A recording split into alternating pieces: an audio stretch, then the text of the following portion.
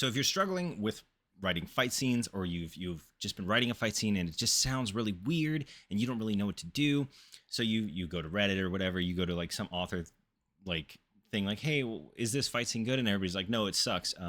Just try some of these things, and I guarantee you, your writing, at least in terms of the fight scenes, will be just a little bit better. All right, so the main thing, this is my method. This is what I've always done. I call it the RRR method. Okay, it is action, reaction, action, or reaction, action, reaction. One of the two. Now there are exceptions to this rule in some cases, but as a general rule of thumb, too many actions clutter the field, and too many reactions dampen the fight. They sort of make us lose interest in it, right? So here's an example, right? This is one that I wrote in like 2 seconds. This is a not good example. This is Mark swung low for the legs, action, pivoting into an overhead slash, action, and charged inside Jared's guard to try and drive his blade through his chest, action. That is multiple actions taking place, and you can see how it kind of doesn't really give Jared much room to react, right? And that's pretty important. We need the characters to react to what is happening. We can't have everything come from one perspective, and we also just can't have constant actions taking place. Now, the alternative of this is Jared watched as Mark swung. He knew this man was far more skilled than he was, reaction. The light reflecting off of Mark's blade indicated a high polish and well upkeep, but there was no doubt in Jared's mind that Mark had slayed hundreds with it. Reaction. The massive arm that uncoiled like a whip was tempered with muscle, scar, and refined skill. Reaction. So far we have Mark is swinging his sword, and all Jared's doing is giving us a detailed analysis of everything about Mark rather than reacting to the sword being swung. So the Ara Rar method is usually what I stand by. It is very effective, especially when creating fights. Now, perspective is also super important. Perspective is which POV are we in? Now, there can be two. There's first person perspective, and then there's third person perspective, and then there's the omniscient narrator or whatever. But I never use that one. So the first person perspective is usually a little wonky with this because most of what you're doing is a reaction. But what you need to take care of most importantly is who is seeing what and who is doing what. That's what makes a very good fight scene, right? So a first person example, I watched reaction as he pulled his blade from its sheath, action. He smirked, reaction, and charged towards me, his hand raised high before bringing the blade down on my skull, intent on splitting me in two. Action. Right? First person, pretty straightforward. There usually will be, with first person stories or tellings, which a lot of people prefer, there's going to be a little bit more reaction because we are directly inside the character's perspective. So everything they see happening in front of them should be a reaction. Third person is a little better, in my opinion, especially with fight scenes. And here's an example of that. When Jared drew his blade, action, Mark knew the time for discussion was over, reaction. Despite his size, Jared moved with terrifying speed, closing their distance and bringing his sword down in a blow meant to cleave Mark in two, action. So we have the same action, reaction, action, and reaction, action, reaction, action. Same thing, right? Perspective is important because we need to know which character we're rooting for, right? If you have two characters and say they're fighting and they're from the perspective of the main character, the main character's watching them fight, a lot of this is a little different because most of it's going to be the same, right? We're going to see reactions and we're going to see actions, but we're also going to have additional reactions of the main character reacting to the fight. That's a little bit more complicated, so usually it's okay to just kind of gloss over that. I can say this as a sort of second thing, right? When we're fighting with two male characters or two female characters, right? The pronoun game becomes a little confusing because we want to say he smirked, right? But who is he? Who is he? Who am I referring to? Obviously, he should be Mark, right? But we don't know that, right? The reader isn't like, we're not aware of the author's intent, right? In the author's mind, this is all super straightforward, but there's no name. We don't know who this character is. So the pronoun game becomes a little hard. And usually you can fix this by easily just throwing like, I watched as he, no, change he to Mark, right? And then you got Mark. So now we know who Mark is. Mark is he. And then when he smirks, we know that we're not referring to the first person character because that would be I. So simple. Throw in a name if you're having a pronoun issue, right? You can see this a lot of times even in third person perspective. There'll be a lot of he and they, and it gets a little confusing. Just make sure your pronouns, you can track what is happening in the fight. That. Now, the hit versus the attempt. Hitting usually removes all hypothetical from the fight, right? It's just blow after blow. The attempt is usually a character's attempt at making a move and seeing if it'll work, right?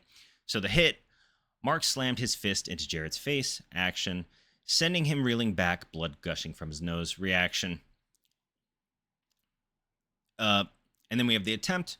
Mark threw his fist towards Jared's face, intent on caving in his nose in, action, but Jared ducked beneath it, reaction. Very simple. The hit versus the attempt. It depends on what kind of story you're writing and how you want things to go.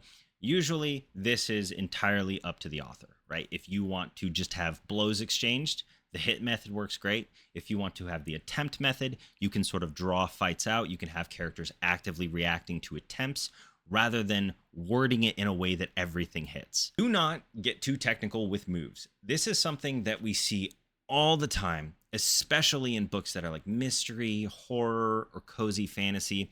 The fight scene, when it comes along, it's so confusing because it's packed full of too many movements.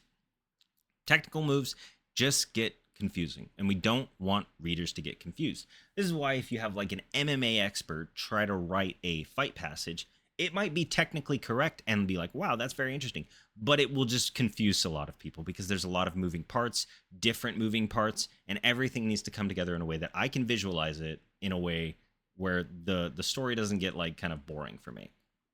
Now, an example of this, Mark grabbed the lower left arm of Jared with his right hand affixed to Jared's wrist and his left hand at the elbow. Action. He shifted his weight to his hips, dropped low, and bent the arm over his shoulder. Action. Following through with the throw, he tried to not only break the arm, he tried to not only break the arm, but send Jared sprawling to the ground. Action. So we have a lot of stuff happening in this very small sequence, right? And we have multiple hands too, which is, this gets a little confusing when you say the right hand did this, the left hand did this, the right hand does this, I'm grabbing his left arm, I'm bending it over my right shoulder, etc., etc., etc. It just gets too bogged down. You just need to cut it a little bit, make it a little bit more flowy, right? It needs to go naturally. This is just a lot of technicality, which is unneeded fluff. Time flow. Time flow is something that a lot of authors, especially new ones, don't seem to understand. There is a difference between a second to second fight and a minute to minute fight. Now, usually you can employ both simultaneously. For example, if you have a big war going on, a minute to minute fight will be more effective. If you have a main character versus the main villain, you might want to employ the second to second fight because that's the fight that we want to focus on, right? So a second to second fight example here is Jared deflected Mark's overhead blow, action, wincing as the weight of it bore down on him, reaction. He diverted the weight down his own blade, stepped in, and swung for Mark's throat. Spelling error, action. Mark managed to lean back just enough that it zipped by, reaction, and drove his free hand towards Jared's face, action. A second to second fight. We are in the midst of it. They're exchanging blows, bang, bang, bang, and we are watching them exchange the blows, right? It's different than a minute to minute fight, right? Because as the example show, minute to minute fights are over a course of period of time, right? They're just like, they've been fighting for a while. The minute to minute fight example, their blades clashed in a never ending exchange of parries, action. Jared had been hammered into a corner as Mark's prowess began to overwhelm him. He did not know which would break first, him or the blade, reaction. He suspected Mark didn't care which. That should also be a reaction, but whatever. In a minute to minute fight, we're not actually seeing what's happening. All that we know is they're fighting, and our main character, our Jared, is losing the fight. He's losing the fight. He is on his back foot. That's about all that we got. This can be conveyed pretty effectively in the middle of a fight, right? You can switch from second to second to minute to minute. but it's a little bit more effective if we're having a serious fight. If it is the main fight, let's do a second to second fight. Oh my god, I didn't even realize I spelled that wrong. Other kinds of fighting, right? Obviously, not all your characters are going to have swords. Some will have fists, magic, guns, bombs, what have you. There is more creative liberty with magic, especially with reactions, right? Throwing a fireball at someone, they can react to the heat passing by them or feel the burns as they like narrowly deflect something, right? It's a little bit more creative, but it follows the same rule, right? Uh, there's less creative liberty with guns and bombs. This is just standard. If you shoot a gun at someone, unless in your world people can actively dodge bullets, it's going to be a lot quicker, right? They're just going to be ducking behind cover. The guns are going to be shooting. Usually when you introduce guns in a story of some sort, somebody should die fairly quickly or something should happen immediately. There's not really a lot of time for an extended fight. Again, unless of course you have like gun kung fu in your book, which is totally a thing, can totally happen. But as a general rule, guns, bombs, war with like machinery, usually that's a little bit less minute to minute y and more like a over the period of time type thing. So hopefully these little fight tips can help you write a better fighting story or a better fighting scene, whatever it is. In my experience, what has always helped me, especially when it comes to fight scenes, is the action, reaction, action, or reaction, action, action, reaction, action. It's very simple. It's very straightforward. You need to be aware of what is happening, right? You'll see this even in like some of the best written books, best written fantasy books, science fiction, Warhammer. There will be a little bit of confusion just because we're not certain what's happening, and a lot of the time the fight scenes just sort of bleed into this mess of just a bunch of actions. There's nothing else happening, which is good to have a solid perspective who I'm watching or who I the character is that I'm observing the fight or participating in the fight in, and knowing whether or not I'm hitting or attempting to hit, and then not getting too technical with all these very specific like rules and like movements. You don't want to get too specific, and then you got to be aware of how much time is passing, right? And you can do this when you cut scenes. The time pass goes to minutes. They initially had a second to second fight, and then we cut scene minute to minute. He's on the edge of losing, maybe he's wounded. A lot has happened, but I think that if it's a main fight, you should probably keep it start to finish. And of course, keep in mind everything else that goes on with blah blah blah blah blah. So I hope that helps you. If you are a new author and you struggle with writing fight scenes, try this method. Just try it. It will probably, if not fix, it will make the fight scene a little better.